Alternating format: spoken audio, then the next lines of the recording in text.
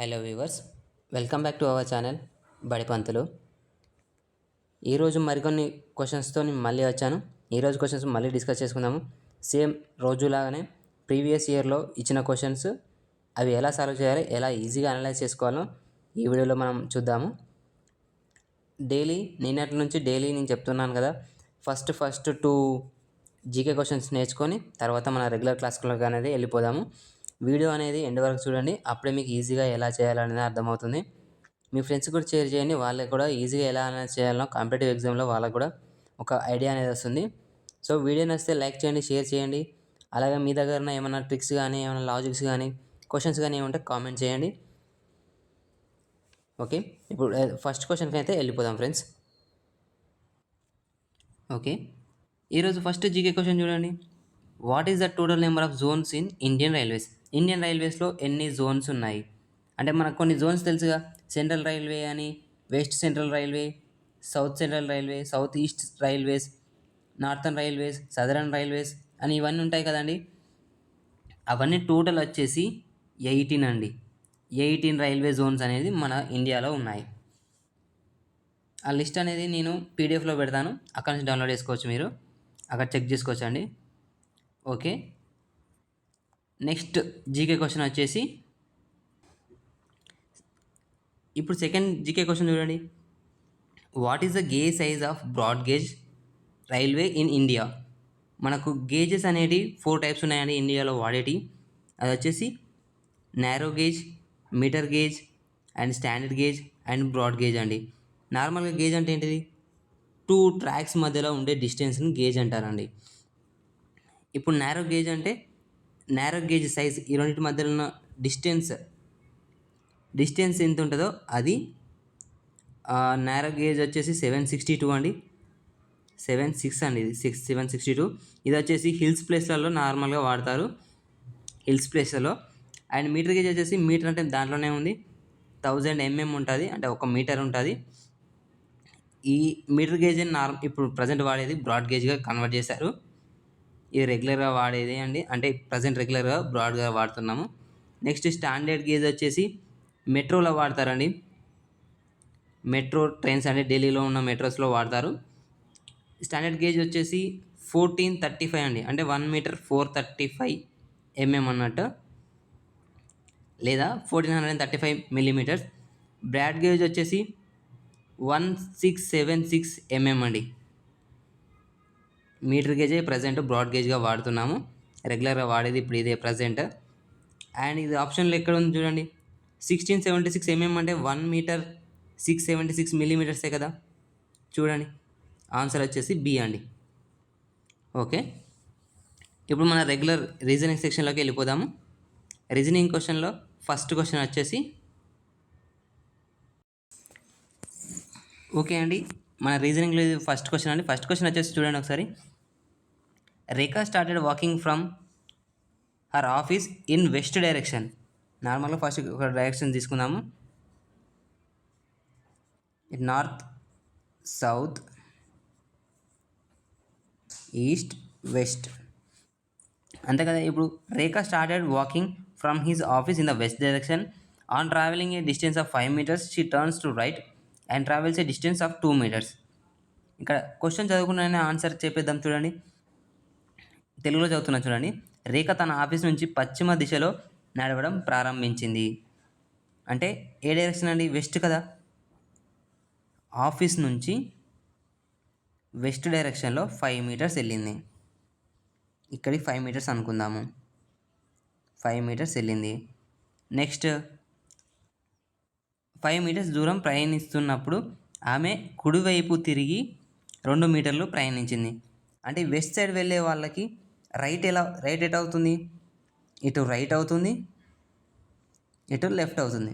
అంటే right side 2 meters వెళ్ళింది కదా, రైట్ సైడ్ 2 meters వెళ్ళింది. ఇక్కడికి 2 meters అండి. నెక్స్ట్ ఆమె మరింత కుడివైపు తిరిగి 7.5 మీటర్ల దూరం ప్రయాణించింది. మళ్ళీ అక్కడ నుండి అంటే నార్త్కి వెళ్తుంది, నార్త్ 2 meters వెళ్ళి మళ్ళీ రైట్ సైడ్ 7.5 meters వెళ్ళిందండి. అంటే రైట్ సైడ్ అంటే ఇటు నార్త్కి వెళ్ళే వరకు రైట్ సైడ్ ఇటే అవుతుంది కదా. సో ఇటు సైడ్ 7.5 అండి. అంటే ఇక్కడ నుంచి ఇక్కడికి 5 అవుతుంది కదా, అంటే ఈ డిస్టెన్స్ సేమే కదండి. సో ఇక్కడ నుంచి ఇక్కడికి 5 అండ్ మళ్ళీ ఇక్కడ నుంచి ఇక్కడికి 2.5 ఓవరాల్గా 7.5 అవుతుంది. 7.5 మీటర్స్ ఇక్కడికి వెళ్ళింది. Then she turns right at 135 degrees and travels a distance of 15 meters. ఇక్కడ నుండి అంటే ఇటు ఈస్ట్ సైడ్ వెళ్తుంది. ఇక్కడ నుంచి తను రైట్ సైడ్కి 135 degrees టర్న్ అయింది. అంటే ఇప్పుడు చూడండి, ఇలా ఉంది, ఇలా స్ట్రేట్. ఇక్కడ నుంచి 90 degrees రైట్ సైడ్ అంటే ఎగ్జాక్ట్లీ ఇక్కడ అవుతుంది కదా, ఇది 90 degrees ఉంటుంది కదా, ఇది కూడా 90 degrees ఉంటుంది. ఇక్కడ 90 degrees ఇటు టర్న్ అయినాక ఇంకెంత డిస్టెన్స్ టర్న్ కావాలి, ఇంకో 45 degrees టర్న్ కావాలి. అంటే 90లో హాఫ్ ఎంత, 45 కదా, అంటే ఇక్కడ నుంచి ఇక్కడికి వస్తుంది, ఇక్కడికి 45 degrees అవుతుంది. తను ఇప్పుడు ఈ డైరెక్షన్లో టర్న్ కావాలి. ఇక్కడ నుంచి ఇక్కడికి మొత్తం ఇది 135 అవుతుందిగా, ఇది 90 ప్లస్ ఇది ఒక 45 ఈ డిస్టెన్స్లో ఉంది. అంటే తను ఇప్పుడు క్వశ్చన్ ఏంటి, in which direction she is facing now. ఇప్పుడు ఈ డైరెక్షన్లో ఉంది కదా, ఈ డైరెక్షన్లో ఉంది.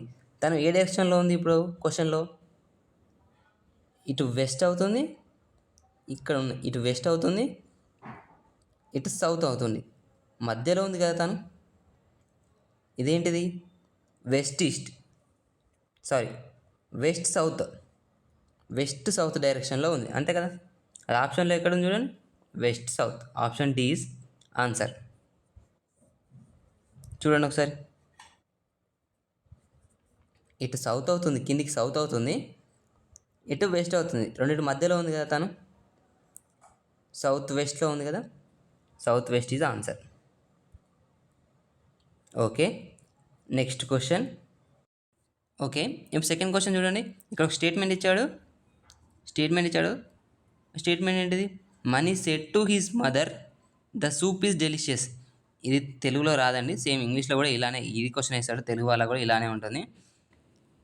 Money said to his mother, money అనే అతడు వాళ్ళ అమ్మకు చెప్పాడు. ఏం చెప్పాడు, the soup is delicious, soup అనేది చాలా బాగుంది అని చెప్పాడు. కన్క్లూజన్స్ ఏంటి, మనీస్ మదర్ మేడ్ హీ సూప్. ఇక్కడ ఇచ్చిన స్టేట్మెంట్లో మనీ వాళ్ళ మదర్ సూప్ చేసింది అని ఇక్కడ ఇచ్చాడు. ఇక్కడ ఇచ్చిన స్టేట్మెంట్లో ఇది మ్యాచ్ అవుతుందా, జస్ట్ మనీ సూప్ బాగుంది అని వాళ్ళ అమ్మతో మాత్రమే చెప్తున్నాడు, వాళ్ళ అమ్మ చేసిందని మనకు తెలియదు. సో ఈ కంక్లూజన్ సాటిస్ఫై కాదు. Next, Mani liked the soup, Mani soup ఇష్టపడ్డాడు కదా, అంటే సూప్ ఈజ్ డెలిషియస్ అన్నప్పుడు సూప్ తనకు నచ్చిందనే కదా అర్థం. Second one is satisfied. ఇప్పుడు ఆన్సర్ ఏమవుతుంది, only 2 second is follows. Conclusion 2 is follows. A is answer. Check చేయండి ఒకసారి. Okay, next question. సేమ్ చూడండి, ఇక్కడ ఇంకో స్టేట్మెంట్ ఇచ్చాడు. 90% of total score in a cricket match was scored by the fast బౌలర్స్తో 90% score అనేది చేశారు. ఇక్కడ కంక్లూజన్ చూడండి, the team has 90% of fast bowlers. 90% of fast bowlers the టీంలో ఉన్నారంట. ఇక్కడ టీంలో ఎంతమంది ఉన్నారని అడగలేదు, టీంలో ఎవరు ఉన్నారన్నది కాదు క్వశ్చన్. వచ్చిన స్కోర్లో 90% స్కోర్ అంటే ఒక 100లో 90 స్కోర్ ఫాస్ట్ బౌలర్స్ చేశారు అని అడిచాడు. సో టీంలో 90% ఫాస్ట్ బౌలర్స్ ఉన్నారని అర్థం కాదు కదా. సో కంక్లూజన్ 1 సాటిస్ఫై కాదు. Next second, the early batsmen were fast bowlers. చూడండి, ఇక్కడ రీసెంట్గా చేసిన బ్యాట్స్మెన్స్ అందరూ ఫాస్ట్ బౌలర్స్ అని ఇచ్చాడు, అది కాదు కదా. చేసిన స్కోర్ అంటే మ్యాచ్ ఆడిన వాళ్ళందరిలో ఎక్కువ స్కోర్ చేసింది ఫాస్ట్ బౌలర్స్ అని మాత్రమే ఇచ్చాడు. అందులో ప్రీవియస్గా చేసిన వాళ్ళందరూ ఫాస్ట్ బౌలర్స్ కాదు. సో ఇది కూడా రాంగ్. ఇవి రెండు సాటిస్ఫై కావు. అప్పుడు ఆన్సర్ ఏంటిది, నైదర్ 1 ఆర్ నాట్ 2 ఫాలోస్, అంటే 2 ఫాలోస్ కావు అని అర్థం. Option C is right answer. Check చేయండి ఒకసారి. Okay, next question. Next question చూడండి. When looking in mirror the clock shows 8:30 o'clock. What actual time at that time?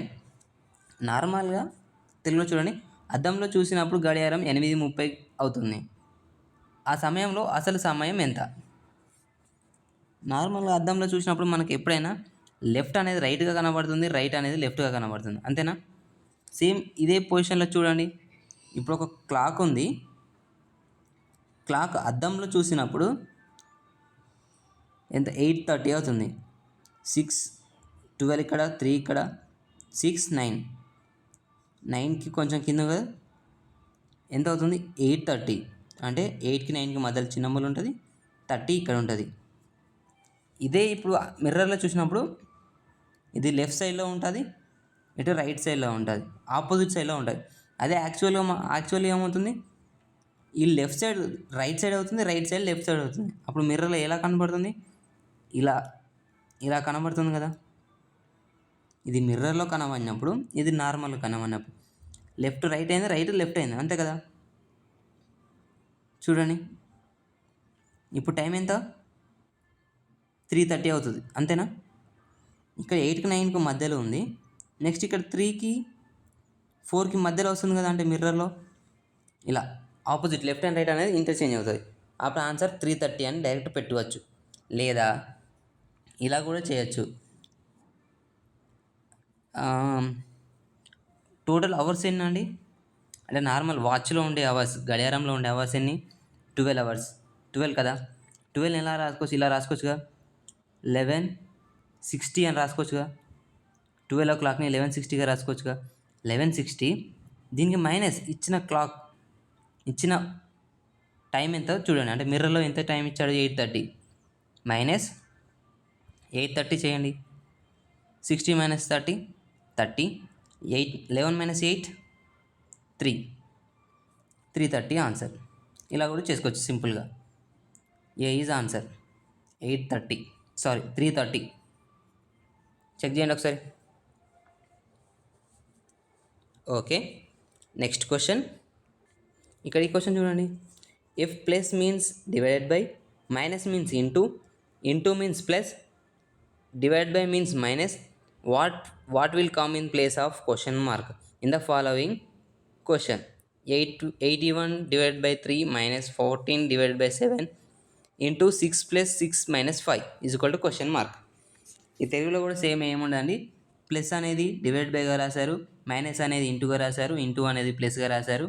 ఇలానే ఉంటుంది సేమ్ క్వశ్చన్ కూడా తెలుగులో.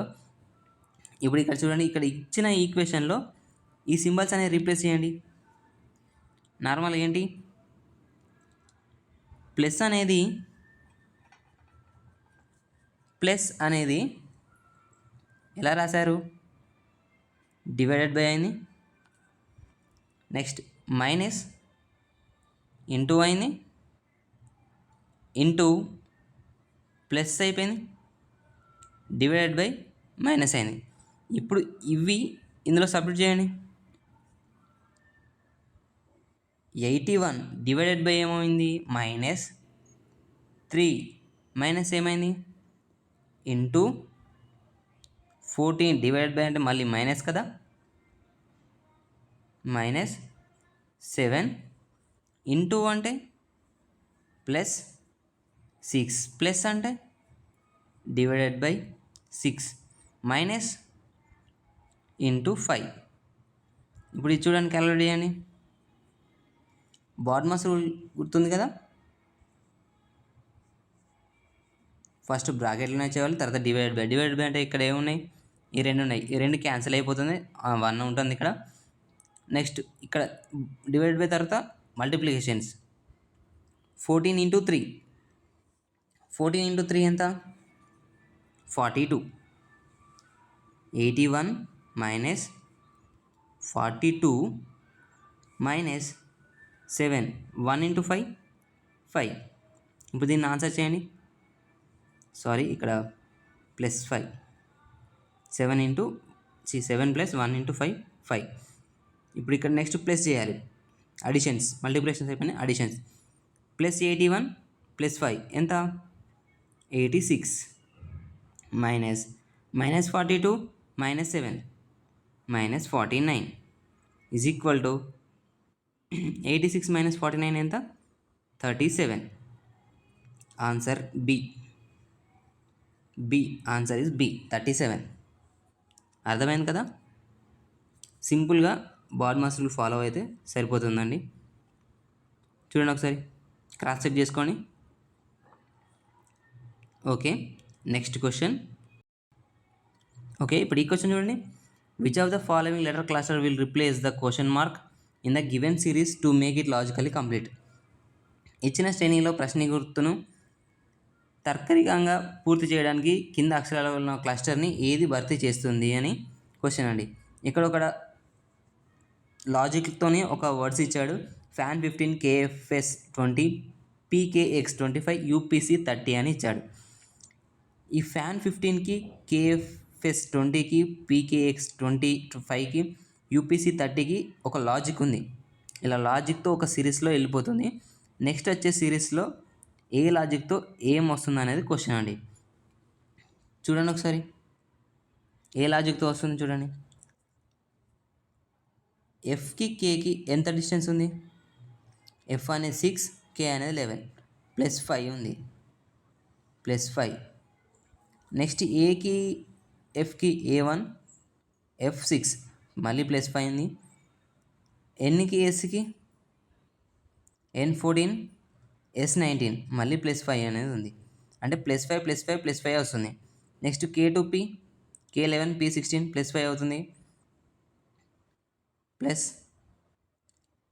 P అనేది 16, U అనేది 19, సారీ U అనేది 21 మళ్ళీ +5 అవుతుంది. నెక్స్ట్ U నుంచి నెక్స్ట్ మళ్ళీ +5 ఎంత రావాలి? U21 అంటే Z 26 +5 అంటే 26 కదా, Z రావాలి. Z ఇక్కడ ఆప్షన్ లేదు మనం చూడండి. 1లో లేదు, Bలో లేదు, Cలో లేదు, Dలో ఉంది. D is answer. అలాగే నెక్స్ట్ కూడా చూడండి. A +5 F, F +5 K, K +5 P, P +5 అంటే 16 +5 21, 21 అంటే U వచ్చింది కదా second letter. Next third letter N +5 S, S +5 X, X +C, X +5 C, C +5 C 3, 3 +5 7, sorry 8 అంటే ఎంత? H. చూడండి నెక్స్ట్ చూడండి. 15 +5 20, 20 +5 25, 25 +5 30, 35 +5 35. సాటిస్ఫైడా? Option D. క్రాస్ చెక్ చేయండి ఒకసారి.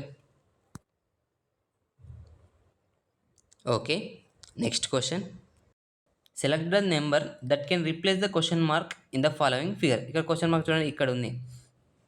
తెలుగులో ఏముండదండి, క్వశ్చన్ మార్క్ ప్లేస్ను రిప్లేస్ చేయడానికి ఏ నెంబర్ వస్తుంది అనేది క్వశ్చన్ ఉంటుంది.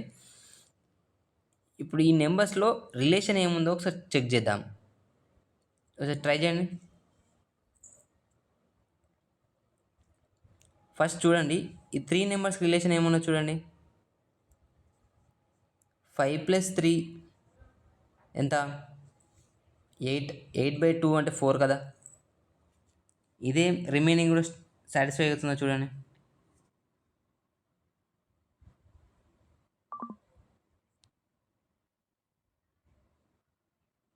ఓకే చూడండి, ఇప్పుడు నెక్స్ట్ చూడండి. 3 + 5 + 1 + 1 అంటే ఈ మధ్యలో వదిలేద్దాము. ఇవన్నీ ఈక్వల్ టు అనుకుంటే ఆ ఫార్ములాతో చూద్దాము, ఆ ట్రిక్తోని. /2 3 + 5 8, 8 + 1 9, 9 + 1 10 అంటే రిమైండర్ 2 అవుతుంది, రిమైండర్ 5 అవుతుంది కదా. 10/2 5. Okay, satisfy. నెక్స్ట్ చూద్దాం అలానే.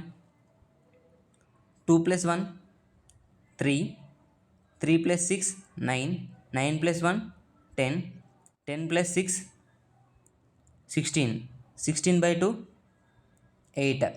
సాటిస్ఫైడ్.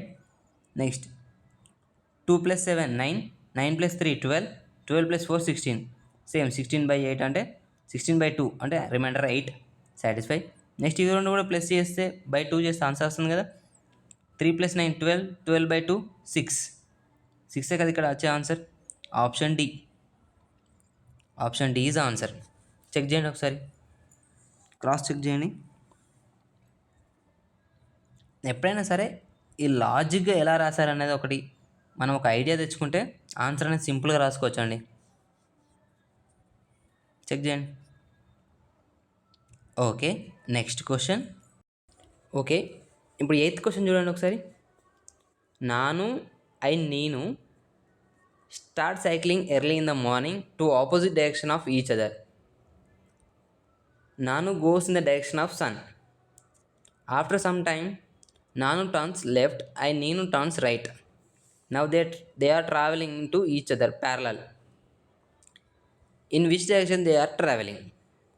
నాను మరియు నేను ఒకరికొకరు వ్యతిరేక దిశలో ఉదయాన్నే సైకిల్ తొక్కడం ప్రారంభిస్తారు.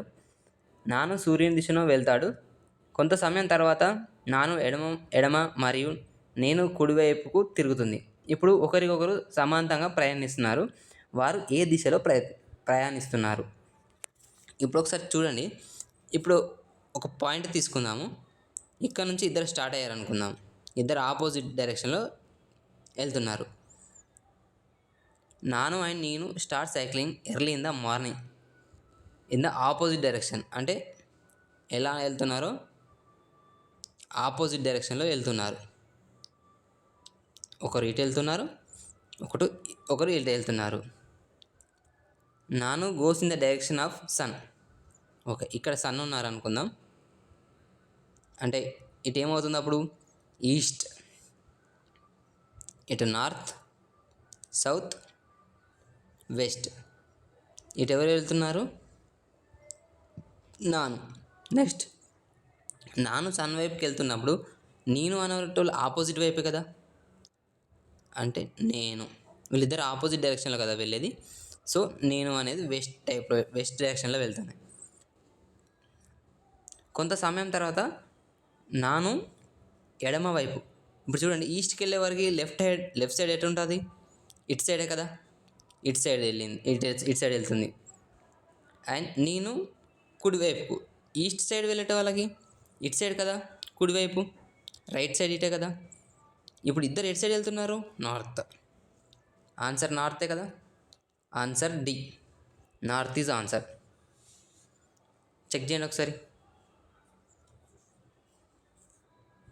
ఇక్కడ సన్ డైరెక్షన్ ఇచ్చారు కాబట్టి మనం sun early morning sun at side ఉంటుంది?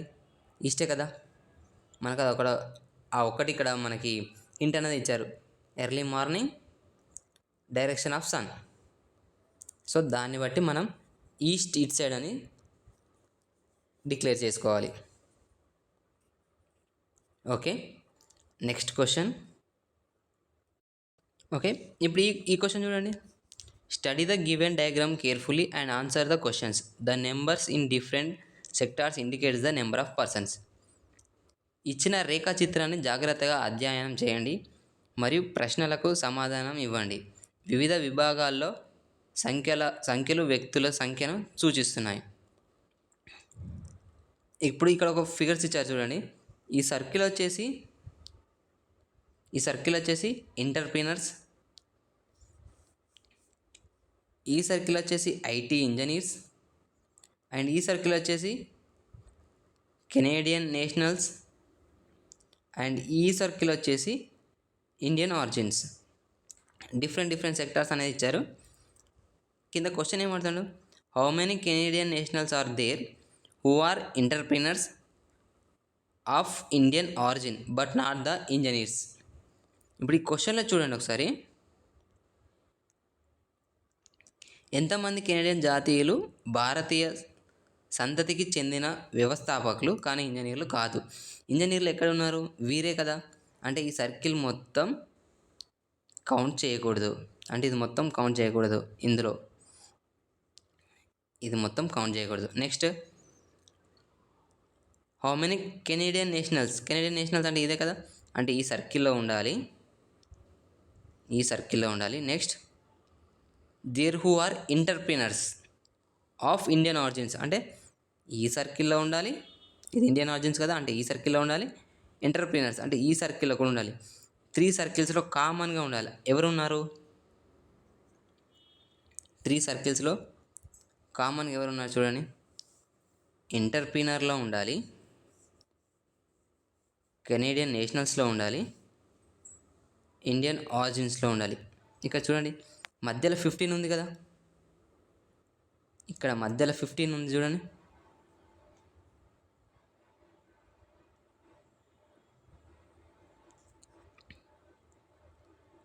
ఈ సర్కిల్లో ఉంది, ఈ సర్కిల్లో ఉంది, ఈ సర్కిల్లో ఉంది. ఈ సర్కిల్లో మాత్రం లేదు. 15 కదా answer. Answer is 15. Okay,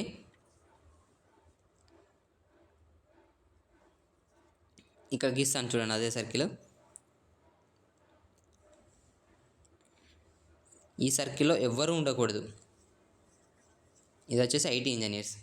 next circle వచ్చేసి ఎంటర్‌ప్రెన్యూర్స్. నెక్స్ట్ సర్కిల్ వచ్చేసి Indian origins. And next circle వచ్చేసి నేషనల్, కెనేడియన్ నేషనల్స్. ఈ మూడిటికి ఒక కామన్గా ఇక్కడ ఒక సర్కిల్ ఫామ్ అయింది కదా, అంటే ఒక షేప్ ఫామ్ అయింది కదా, అందులో 15 ఉంది చూడండి. మూడిటికి కామన్గా ఉంది. ఈ సర్కిల్లో ఉంది, ఈ సర్కిల్లో ఉంది, ఈ సర్కిల్లో ఉంది. 15. ఆ 15 is answer. Okay, next question. ఈ క్వశ్చన్ చూడండి, లాస్ట్ క్వశ్చన్ అండి ఈ వీడియోలో. Last question. If at 8:45 a.m. the minute hand of a clock is pointing towards the north, then in which direction will it point 9 p.m.? 8 a.m.కి hand Mool అనేది north side చూపిస్తుంది. North అంటే ఇటే కదా. Next at 9 p.m. ఒక 12 hours క్లాక్లో AM PM మనకి సంబంధం లేదండి. ఎందుకంటే ఏఎం అన్నా, ఇప్పుడు 8 AM అన్నా 8 PM అన్నా కూడా ఒకే దగ్గర ఉంటాయి. 12 అవర్స్లో ఇప్పుడు 12 PM అన్నా ఇక్కడే ఉంటుంది, 12 AM అన్నా కూడా ఇక్కడే ఉంటుంది. సో పిఎం ఏఎం మనం కన్సిడర్ చేయని అవసరం లేదు. నెక్స్ట్ హ్యాండ్ 8:45కి hand clock is towards the north. Normal క్లాక్లో ఇప్పుడు ఒక క్లాక్ తీసుకుంటే ఇంకా 12, 6, 3, 9, 8:45 అంటే 45 అనేది 9 దగ్గర ఇక్కడనే ఉంటుంది కదా. నార్మల్ క్లాక్లో మినిట్ హ్యాండ్ ఎటు సైడ్ ఉంటుంది? ఇటు సైడ్ కదా. అంటే ఎటు? వెస్ట్ సైడ్ కదా ఉండేది. ఈ వెస్ట్ సైడ్ నార్మల్ హ్యాండ్లో వెస్ట్ సైడ్ ఉంటుంది, కానీ ఇక్కడ క్వశ్చన్లో ఏమి ఇచ్చాడు? నార్త్ సైడ్ అని ఇచ్చాడు. అంటే ఈ క్లాక్ కొంచెం రొటేట్ అయింది అనుకోండి. రొటేట్ అయినప్పుడు ఈ 9 అనేది పైకి వస్తుంది. ఇక్కడ గీస్తున్నా చూడండి, రొటేట్ అయినప్పుడు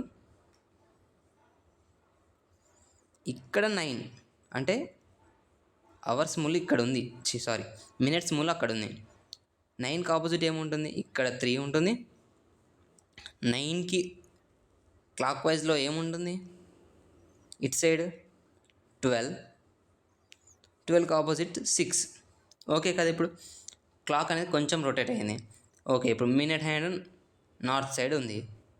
then in which direction will point at 9 PM? ఇప్పుడు ఇక్కడ 45 అండి, 8:45 ఇక్కడ అయింది. నెక్స్ట్ 15 minutes తర్వాత ఎక్కడ ఉంటుంది హ్యాండ్? ఇక్కడ. అంటే ఇదే కదా జీరో మూల్. కరెక్ట్ 9 అయినప్పుడు మినిట్ హ్యాండ్ ఇక్కడికే వస్తుంది కదా. ఇది ఏ డైరెక్షన్లో ఉంది అప్పుడు? ఈస్ట్ డైరెక్షన్లో ఉంటుంది. ఇక్కడ 45 అయినప్పుడు నెక్స్ట్ ఇక్కడ 50, 55, 60 అంటే 00 ఇక్కడే వస్తుంది కదా. 900 అన్నప్పుడు హ్యాండ్ మూల్ ఎప్పుడైనా, మినిట్ మూల్ ఎప్పుడైనా 12 దగ్గరే ఉంటుంది. అదే 12 ఎటు సైడ్ ఉంది ఇప్పుడు? East is answer D. చూడండి ఒకసారి చెక్ చేయండి. ఓకే ఫ్రెండ్స్, ఇంతటితో ఈ వీడియో అనేది పూర్తి అయిపోయింది. మరిన్ని క్వశ్చన్స్తో నెక్స్ట్ వీడియోలో మళ్ళీ కలుద్దాం. ఈ వీడియో అనేది, ప్రతి వీడియో అనేది ఎండ్ వరకు చూడండి. అలాగే నేను రేపు మన లింక్లో డిస్క్రిప్షన్లో ఫుల్ PDF కూడా పెడతాను. అవి కూడా ప్రాక్టీస్ చేయండి, మీకు యూస్ఫుల్ అవుతాయి. అలాగే వీడియో ఎండ్ వరకు చూడండి. నచ్చితే లైక్ చేయండి, షేర్ చేయండి, మీ ఫ్రెండ్స్కి కూడా షేర్ చేయండి. వాళ్ళకు కూడా ఉపయోగపడుతుంది కాంపిటేటివ్ ఎగ్జామ్లో ఎలా ఈజీగా అనలైజ్ చేయాలో.